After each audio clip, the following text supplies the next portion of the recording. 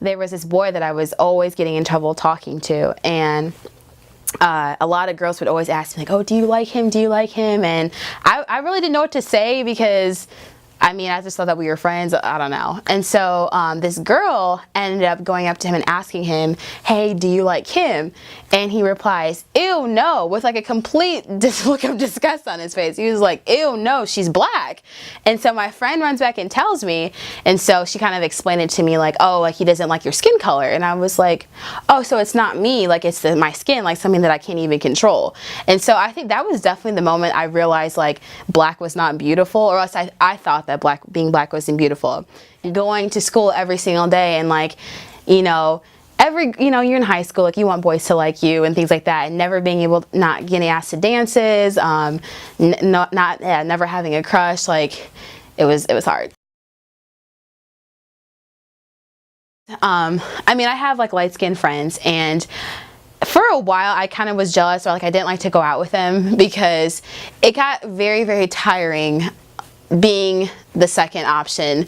And I mean, it still happens to this day, but I feel like I've built up my confidence to the point where like it doesn't bother me as much.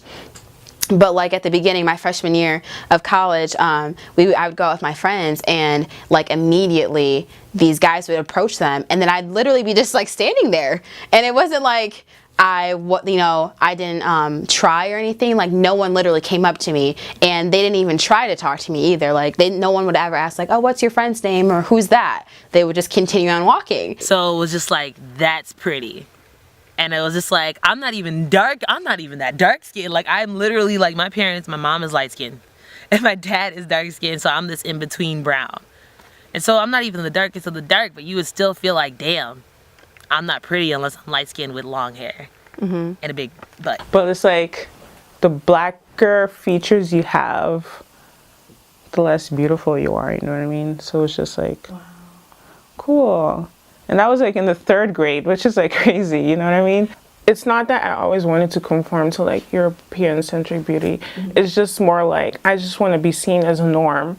Sometimes my cousin's always like, I don't get it, Tazy's really pretty, and like both her parents are black, and she's half white, she's black. So it's like, people always find a reason to have an other within me, you know what I mean? So it's just like, not black enough for the black kids, because I was a little Oreo, and I'm like, okay.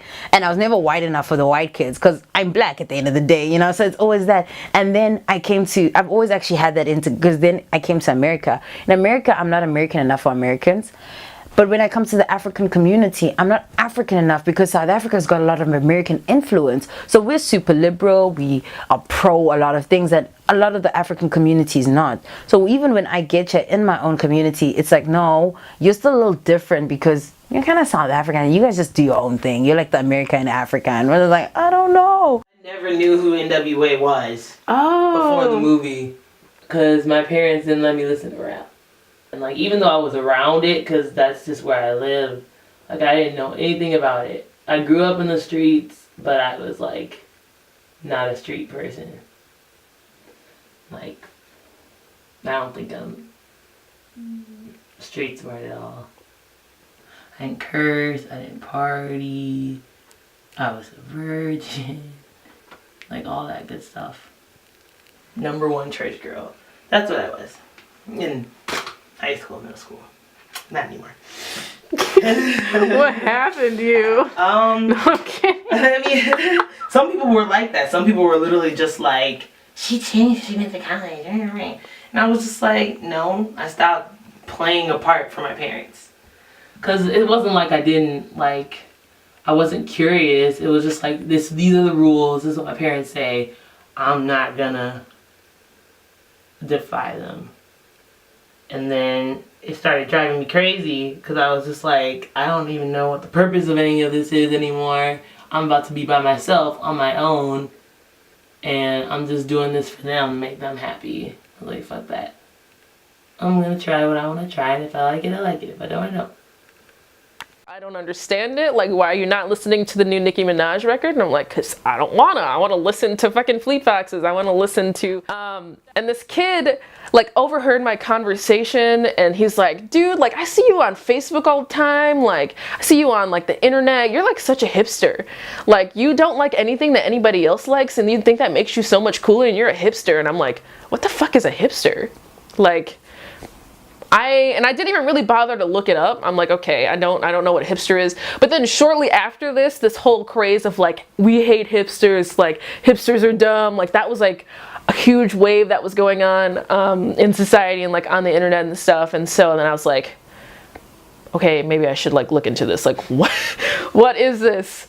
And I like watched this movie, Scott Pilgrim versus the World. And there's like a scene in there where one of the characters talks about like these demon hipster chicks and they have like this very specific haircut, and I was like, okay, I need to know what this is. And like I look up hipster and it was like literally like the most vague but like accurate description of who I am as an individual.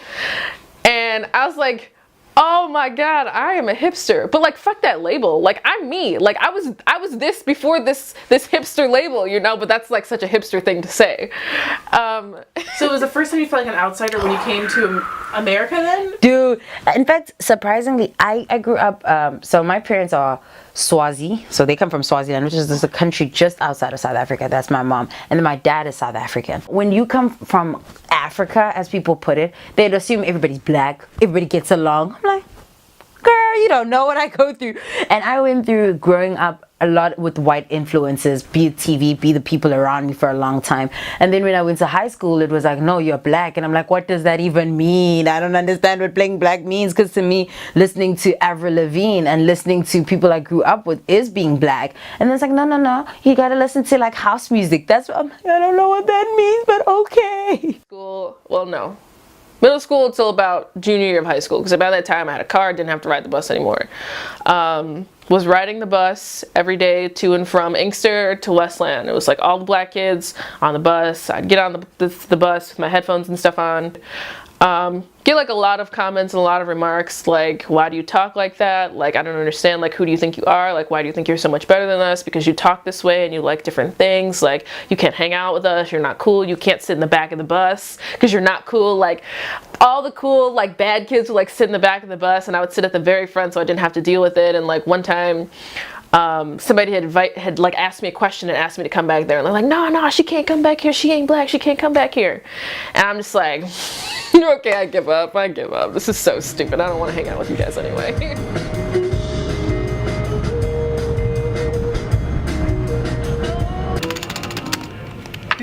Bam. How's your break been? Busy.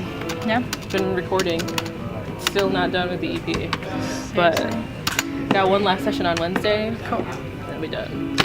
Let's count. Yeah. It's gonna be 2331. Take exit 77 to merge onto I-496 west toward downtown.